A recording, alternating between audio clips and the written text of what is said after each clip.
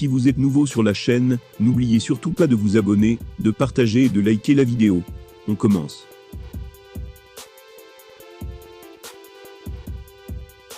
Depuis des mois et des mois, Jake Paul enchaîne les déclarations piquantes à l'intention de Dana White. Ce que le jeune boxeur lui reproche est qu'il ne paierait pas assez ses combattants. Invité dans l'émission de LeBron James, Paul en a remis une couche. Et ce, sous le regard approbateur de Francis Ngannou. Depuis plusieurs mois déjà, Francis Ngannou est en guerre ouverte.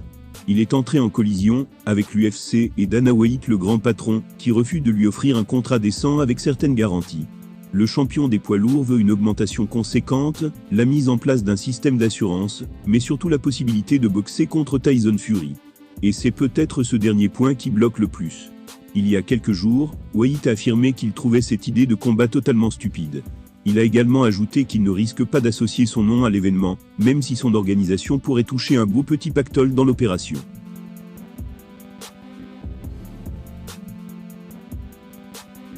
Le Predator, toujours très vocal sur la situation, vient de recevoir le soutien d'une véritable légende de l'octogone.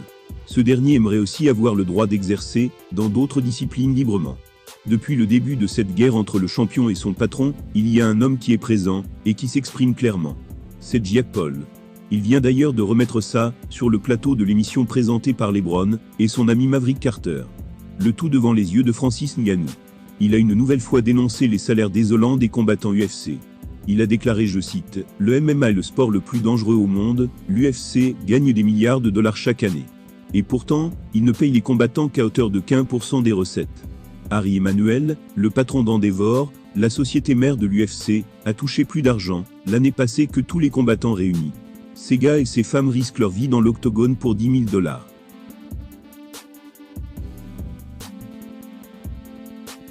L'ancien youtubeur a également ajouté « Il n'y a même pas d'assurance santé pour les combattants à la retraite. À mes yeux, c'est un problème, et je veux me servir de ma plateforme pour mettre la lumière sur la situation.